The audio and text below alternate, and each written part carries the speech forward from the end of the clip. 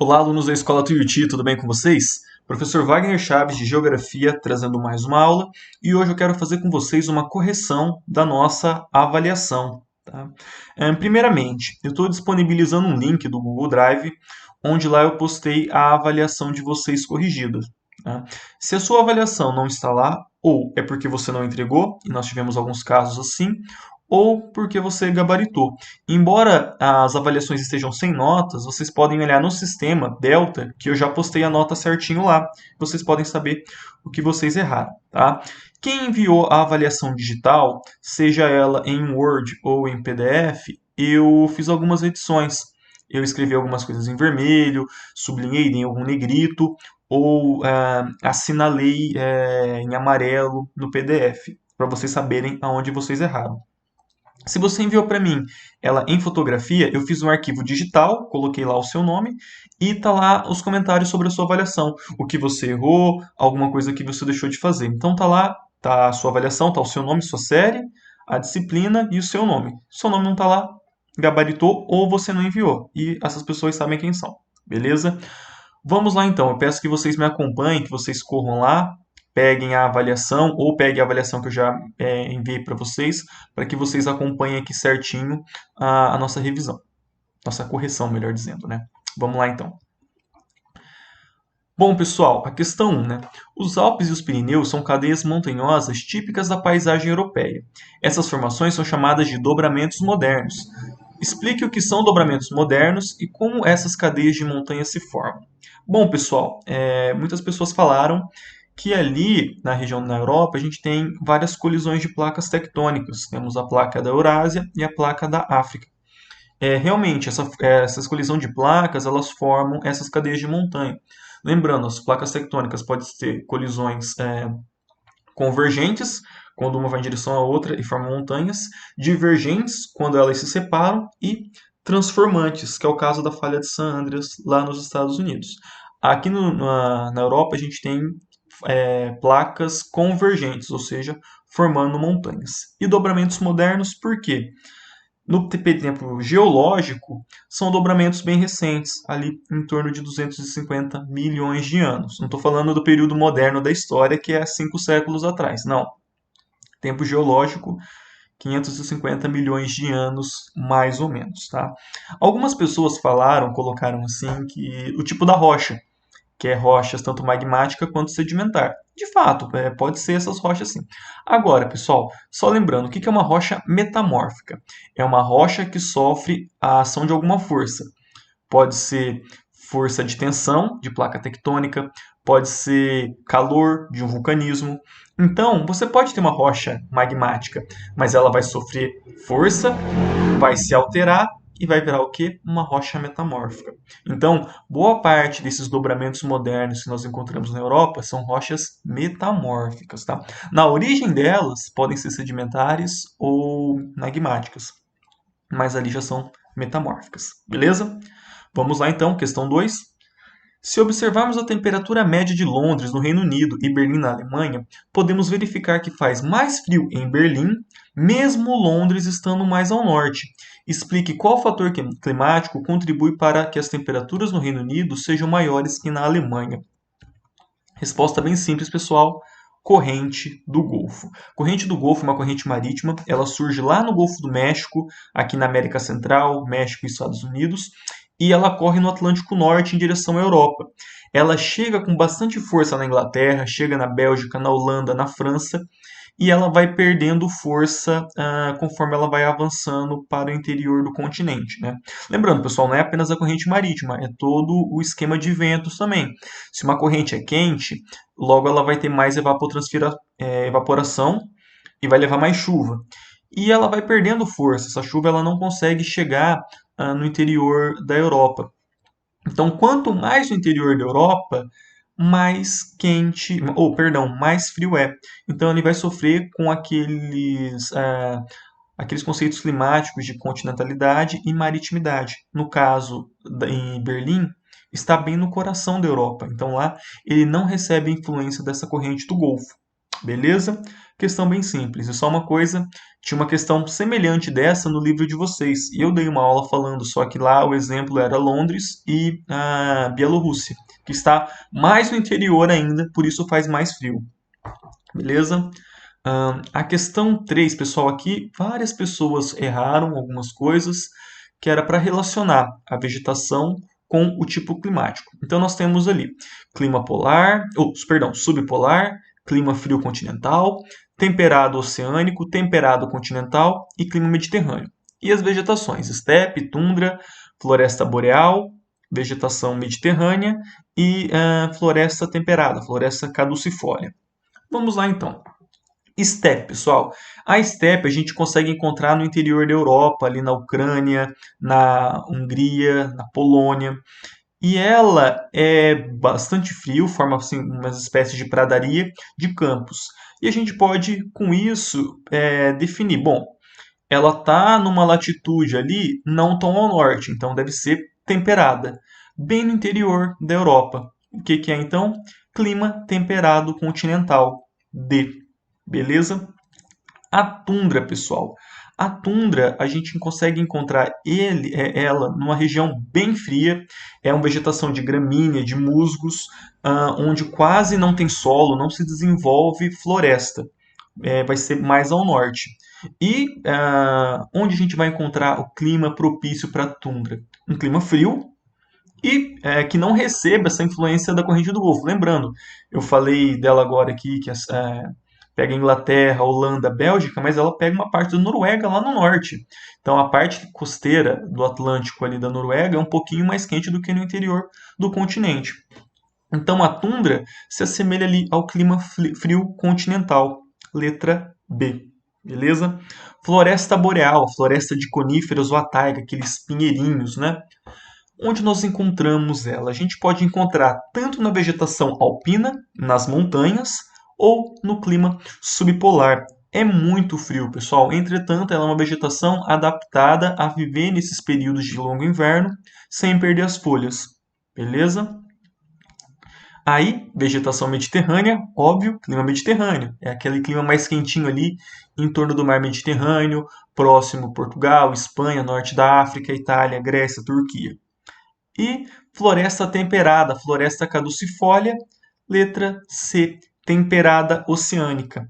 Ela é fria, porém ela tem essa alternância de climas, um verão um pouco mais quente, um inverno mais frio, e as árvores perdem as folhas na estação mais fria.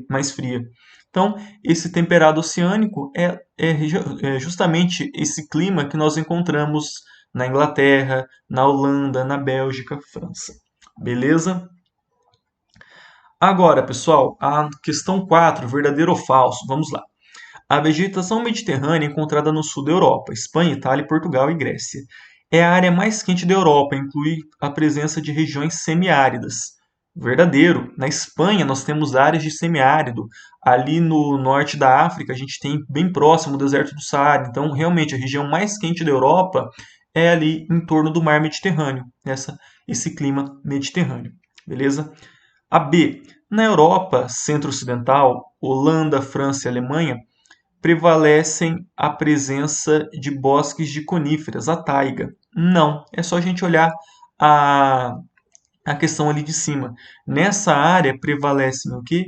Presença de florestas caducifólias, florestas temperadas e não de coníferas, tá? Não de taiga, não de pinheiros. Beleza? Questão C.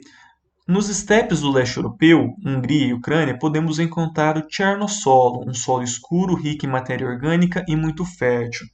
É verdadeiro. Várias pessoas erraram essa e eu fico até me questionando, será que eu mencionei isso com vocês? Mas eu mencionei sim. O Tchernossolo, pessoal, é um solo que a gente encontra ali nas estepes da Ucrânia e ele é o solo mais fértil do mundo. Ele é um solo bem escuro, bem preto. E lá, não é à toa que a Ucrânia, durante séculos, foi o celeiro de produção agrícola da Europa. Produz muito trigo lá, muito trigo mesmo. Questão D. Paisagens climatobotânicas é a associação do clima com determinada formação vegetal? Correto também, facinho.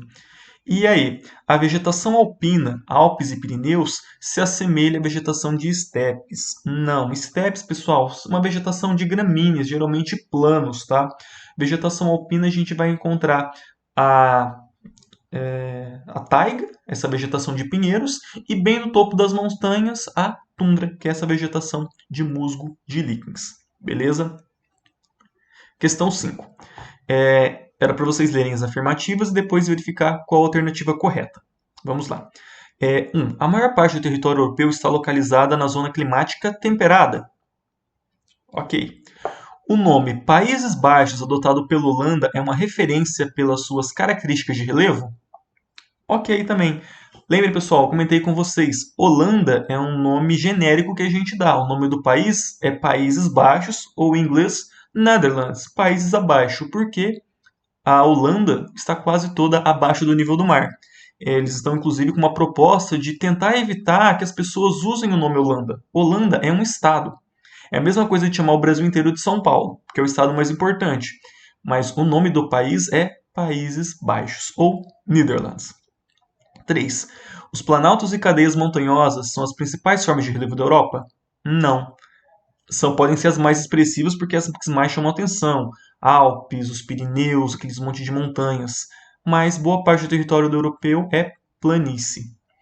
E 4. Devido aos efeitos da corrente do Golfo, as áreas da Europa banhada pelo Oceano Atlântico possuem clima tropical, como o caso da região mediterrânea. Não, pessoal, são mais quentes, de fato, mas não são tão quentes como o Mediterrâneo. O Mediterrâneo é um clima muito próprio.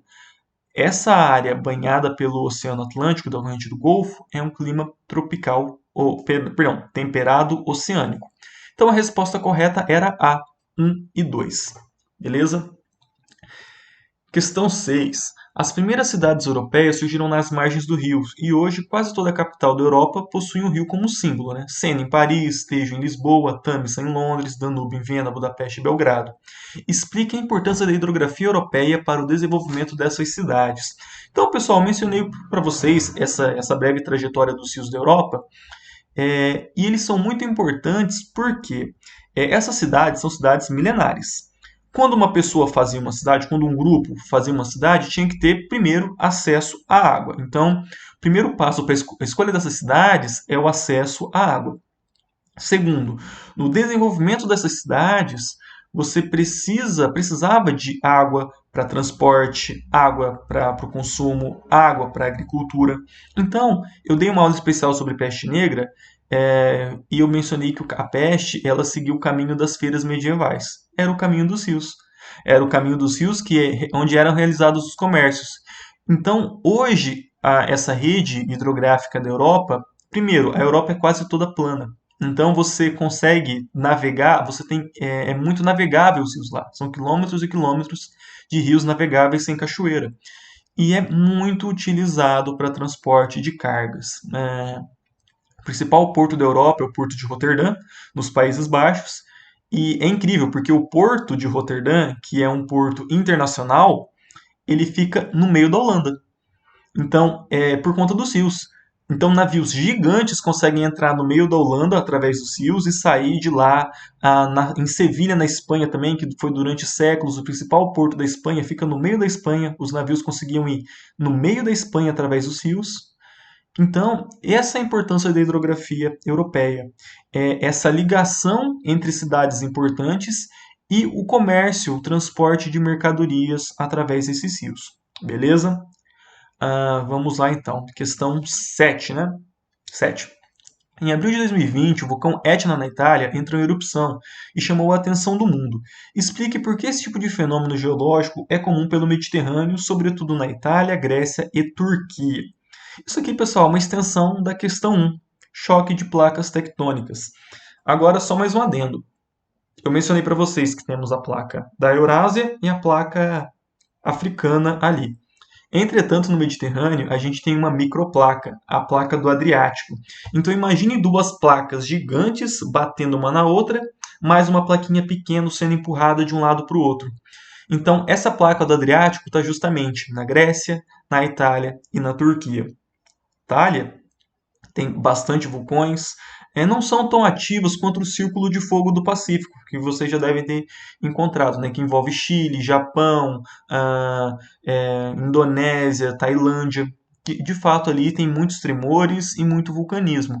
Mas ali no sul da Europa e no Mediterrâneo é bastante significativo por conta dessas três placas que estão ali em colisão. Então a Grécia teve bastante terremoto ao longo da sua história, Turquia também, e na Itália a gente tem o caso do Vesúvio, um vulcão que entrou em erupção, se não me engano, em 75 depois de Cristo, destruiu a cidade de Pompeia e Herculano lá na Itália, e hoje são sítios arqueológicos fantásticos.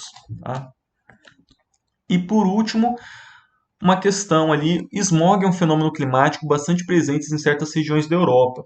Explique o que é e como se forma. Pessoal, smog é uma mistura de fog, que é nevoeiro, e smoker, que é fumaça. Então, basicamente, é um nevoeiro de fumaça. Ele ocorre em lugares frios, então tem que ser a formação de neblina, tem que estar um pouco frio, e tem que ter muita produção de CO2, de carbono, seja por combustível de carro ou de fábricas. Então, esse fenômeno a gente encontra em locais frios e industrializados, que tem muita indústria que queima muito carvão.